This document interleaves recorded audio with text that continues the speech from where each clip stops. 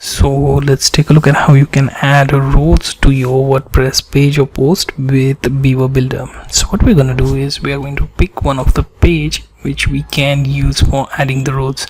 If you make that landing page or full width page, then that would be even better to see this example.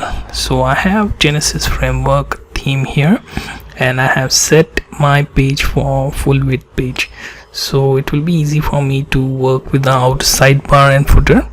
So I'll be adding rows that you can see clearly visible, and how you can work with that on page.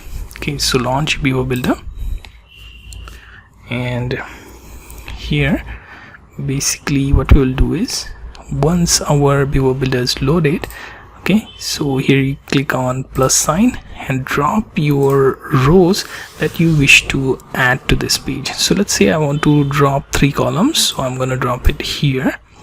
Okay, right, so I have like these 3 columns up for adding elements. So I want to add a module, so let's say I add button here,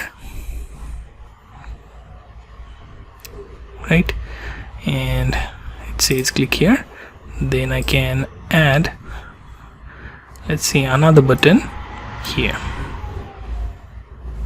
Okay, it also says click here, and I want central module to be, let's say, like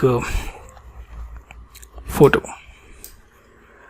Now it will be pretty small photo. You can select from media library. Let's go with any simple image, save it. Okay, now you see you have 3 columns in a row. So we have picked that 3 column row, and we can click done and publish this.